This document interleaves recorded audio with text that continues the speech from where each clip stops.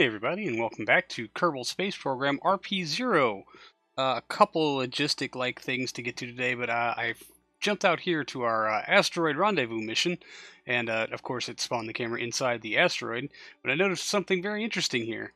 We've got what looks like lasers or something connecting our experiments from last time that I didn't think were actually working, and so I'm wondering if there being 3 of them is kind of causing a problem.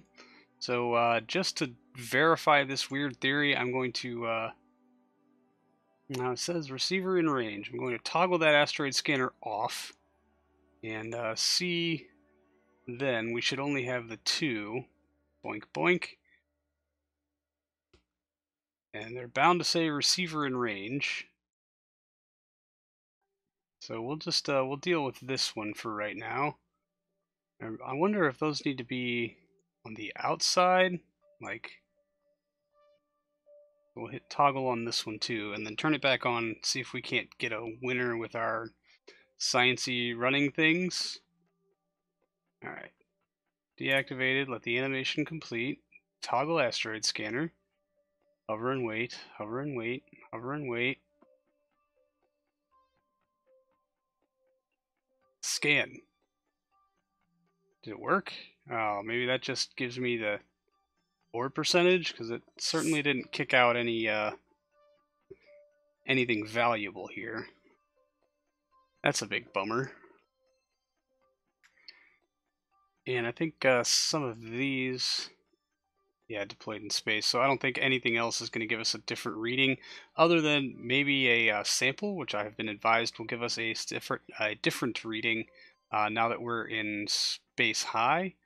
So let's find Mr. John Oliver here and have him EVA.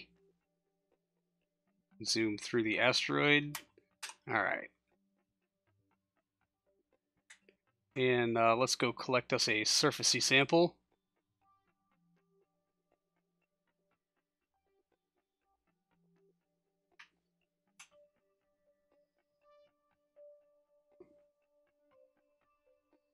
Bunk, that's making contact, so, well, nope. I guess not. So let's right-click on the asteroid, take sample in space high. Yep, sure enough. Keep experiment. Fantastic. And then now let's get back in our spacecraft as quickly as possible. They're probably just going to take a few more laps with this thing. Oh, John Oliver, what are you doing? Okay, I'm being an extraordinarily bad pilot today. Many apologies. Let's switch our view so I can see something approximating where we are going. Grab. Brilliant board. Yes. Fantastic. And we did in fact get that second sample added. Okay, zoom way the hell out. Thank you. Yeah, just rename toggle center and mass. Alright, and I think that's about all we're going to do with this crew for right now. They're going to stay on station for a while longer, analyze things, and just get a general feel for what this rock would be like, even when it's very, very far away, or some such. Anyway, we've got other small logistical things to attend to, so we'll get to some of that right now. Alright, and we're back, and we are out hanging out with the Clarkson Alpha in orbit of Uranus. It's a very long orbit. It took us roughly half a year to get out this far. We still got a, what did I say, 42 days? Kerbal Alarm Clock said it was 3 days. I guess I prefaced that by a whole bunch. Anyway, not that it matters. I guess, kind of. I don't know if we have anything actually to do in the next 40 some odd days, but we're going to make an adjustment to this node anyway, so I need to focus on Uranus proper. Because, yeah, currently we are on this course, which means we'll get less than 1 orbit. Let's go ahead and take a radio in. I don't know if we've got a lot of space high, so we'll just go ahead and do that. Anyway, that is our projected periapsis. That maneuver will cost us 15.9 meter per second or so, roughly. So we're going to try to adjust that down, make it a little cheaper, but also so that maybe we can go skating through the very top part of Uranus's atmosphere, which, according to the tracking station, starts at about 1.4 million meters. So we're going to try to dip just a little bit below that and see if maybe we can't get some very high atmo flying data. Hopefully we won't come in contact with nearly enough atmosphere to break stuff, but you know, just those very, very tippy top layers, whoops, which would be far, far above this. Oh man, the difference here is minuscule. I should probably be using maneuver node editor for this. Scroll wheel seems to be doing an alright job. Okay, so yeah, 383. That puts us almost 20 kilometers in. I mean, almost. That might be way too much, but I don't know. Hopefully, considering density, it won't. I also fully intend on doing that maneuver manually, so that maybe we can get just a little more accuracy, and then we'll set up Flight Computer for 338 days to maybe make that a little less atmospheric. Or not Flight Computer, sorry. I will fly it manually. I will set up Flight Computer to give us some data during our very tiny atmospheric flyby. That's the plan, anyway. Well, due to Cranky Copilot, we'll switch this over into new me in voiceover mode. We're basically going to make sure that our alarm is set. We'll double check that no one is going to run out of necessary supplies during our 1 month of time warp. Here's our radio in. It is pretty fruitless. 65 science in there somewhere. We'll radio that in, but the rest of it is pretty much rejectable. And then, well, we'll just time warp on out to our node, which I will spare you the torture of watching even at this sped up rate. And there's our transition. We are coming out of time warp now. Kerbal alarm clock should notify us. There we go. I'll get to it eventually, I promise. And then it's time to unlock what little fuel we have remaining and take care of this 3.5 meter per second correction. Basically just be firing down the prograde, trying to adjust laterally to compensate for it. Watching our periapsis figure there in the corner, trying to get it just above or just below the 1.4 million meter mark, as close as we can be. At this far out, it's real touchy. So 1.38936 is our total figure right now. All in all, looks pretty good. I'm hoping that we won't blow up here, although we might correct for it a little bit more when we get a little closer. We'll give ourselves about 10 hours margin on this alarm so that we can make sure we can, one, correct it out just a little bit more, and two, have a fairly accurate chance of setting up our radio in commands through Flight Computer, and which I'm notoriously bad. Anyway, on to other things. Alright, and now with the Defiant Nopey McNope face, this craft might look alarmingly familiar because it is it was the original Ganymede landing mission that got diverted by the Kraken to not even get anywhere near Jupiter, and through a very small correction was able to divert to hit Mars. As you can see here, yeah. I mean, basically it was going this far out, we made a correction. There's Jupiter orbit, where it was originally going, and we actually had encounters and nodes and everything set up. It just didn't do it. Krakened it down to here. We made a small correction here and another one here to put it on flyby course for Mars, where it looks like we're going to be disposing of the spacecraft. We're going to give it every fighting chance. Focus view. So very quickly, we're going to take a look at what our current orbit is, and our current periapsis at something like 63 kilometers. probably not enough to destroy the spacecraft, although we'll be coming in real hot. To get down to here will require almost 10 kilometers per second of delta V, which we absolutely do not have. I don't think the atmosphere is going to make up for a whole lot of that. So we're actually just going to kill that node. As you can see, yeah, we're coming by at a very high energy point in our orbit, relatively speaking. So we're actually going to try to make a very small correction here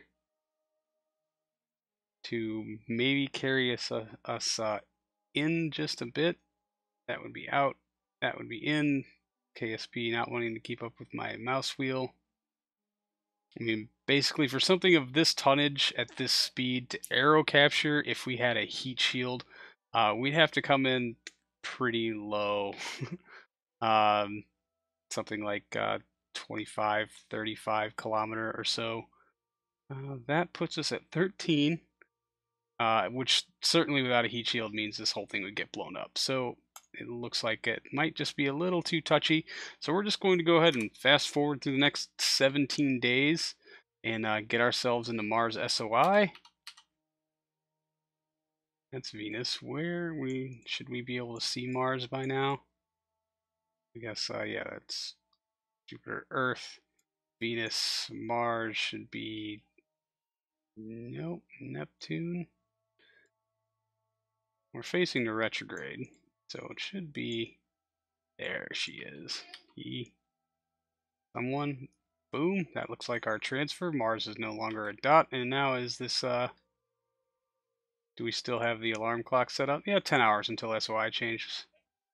Let's go ahead and delete that alarm. And we'll just sail right past it and get ourselves into a position where we can actually start to make some changes or some things happen, I think. There's our official SOI change. Time to periapse. This is now our important bit of info.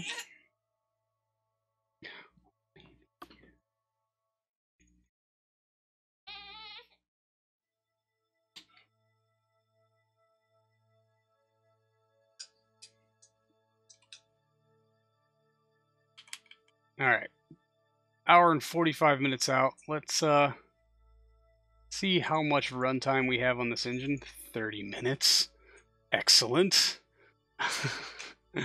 If we have any chance of burning all of it. Our current speed coming in 12.7 kilometers per second. Actually, let's go ahead and face inward.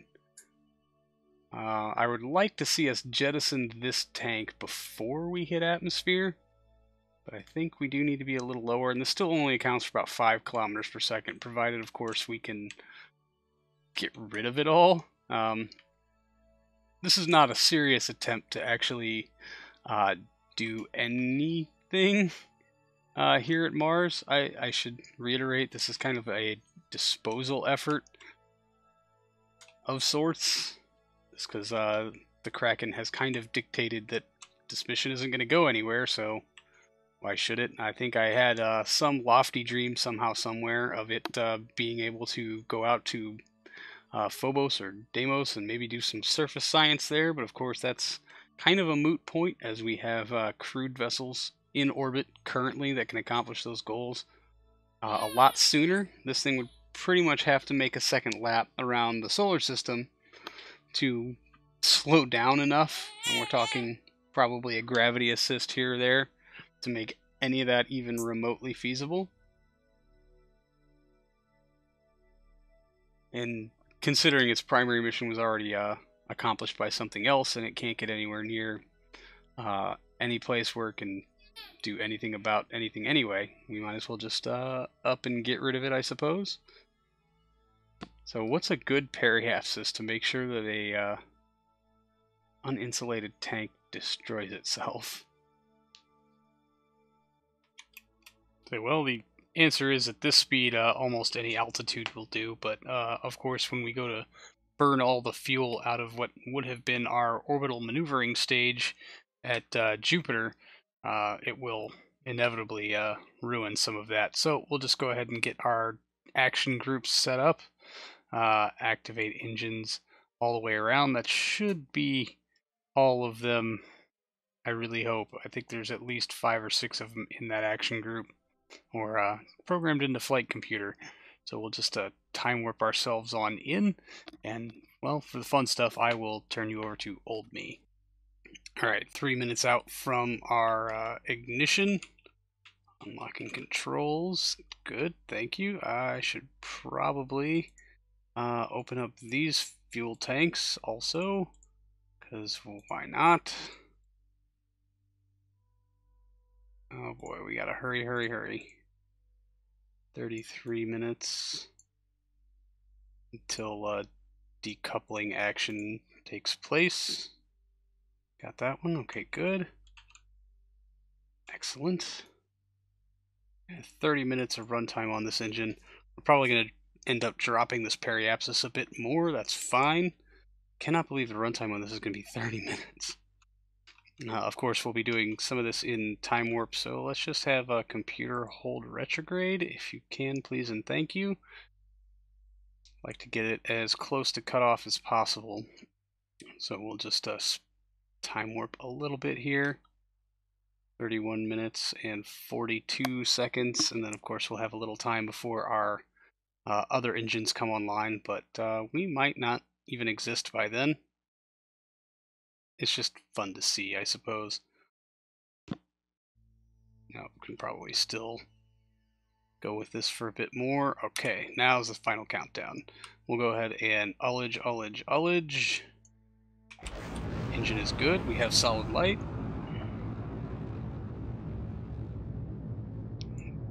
Excellent. And yeah, periapsis is falling, so I think if I angle this way, it'll fall faster. Oh yeah, lots. Well, let's try to balance it for now. Or maybe at least try to keep the resultant above 40 kilometer. Oh really, if I go more than a degree or two out, we actually start raising our periapsis. That's very interesting. So our window here for all the stuff is very, very small. Why are you not holding retrograde as per my previous email? Alright, now looks like we're generally speaking on target. That's fine. Physics warp. Oh boy, this is going to be a longin'. But at least we're ahead of schedule on our burn versus decouple. So at least something is going at least marginally correct on this absolutely doomed mission.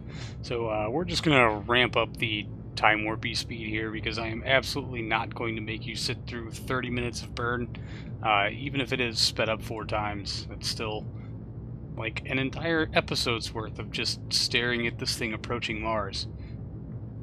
Which was not as much fun as you'd think, although lots of little tips and angles trying to maintain that periapsis, although I have to admit I was extraordinarily distracted during this maneuver, so if you see it slip down or even go subterranean here or there, that's why. It's because, yeah, well, I'm quite bad at multitasking, as anyone who's seen the live show can attest to, but Mars grows ever larger in our window. Our fuel diminishes quite quickly. I mean, relatively speaking anyway, in the context of this sped up voiceover, right? Anyway, I'm gonna turn you back over to old me for live stuff.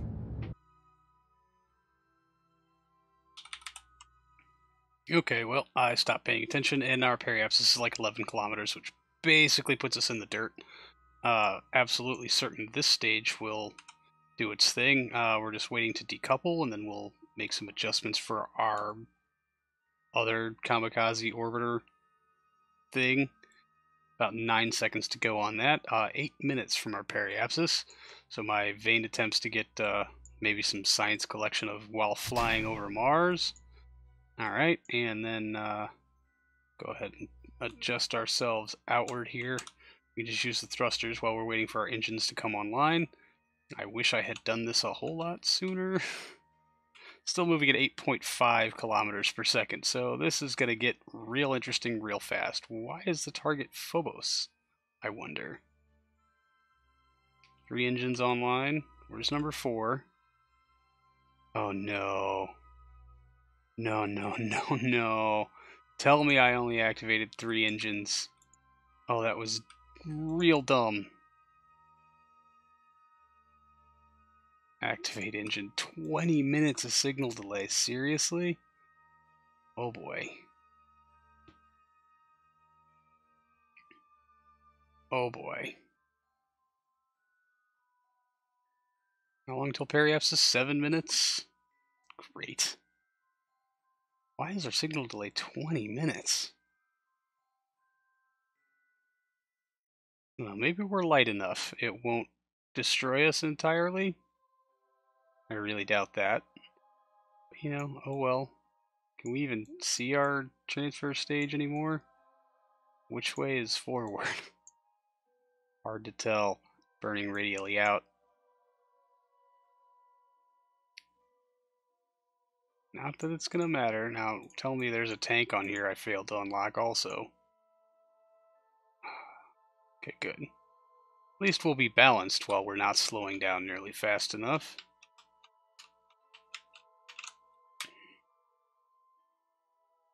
I wonder if RCS now, because these are about almost 2 kilonewtons apiece.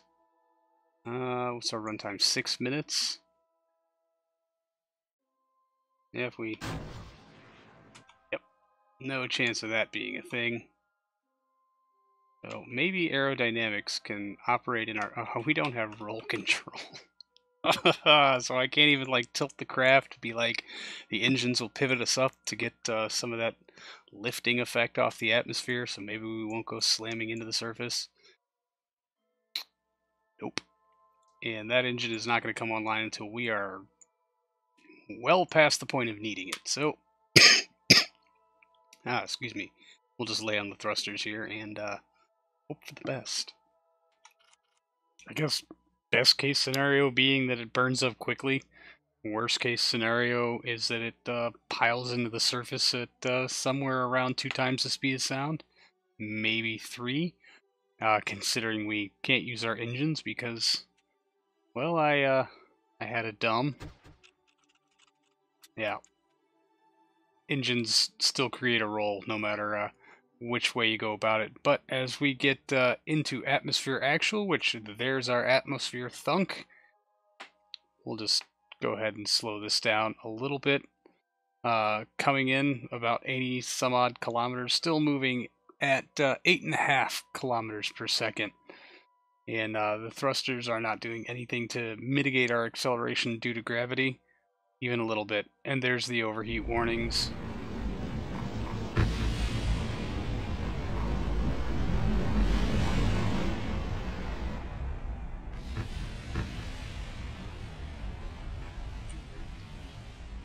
That happened a whole lot faster than I thought it would. Well, the destruction was clean and complete. I guess that's what matters. Well, bummer. I can't say I'm not a little sad. I'm a little sad. I don't know what I was hoping for. I didn't really think there was anything that could actually be done. I don't know why I sat here and insisted on trying anyway, so sorry I've wasted your time with that one. That's going to do it for this one, everyone. Thank you so much for hanging out. I really do appreciate it, and I'll see all of you in the next one. So, until then, see you later.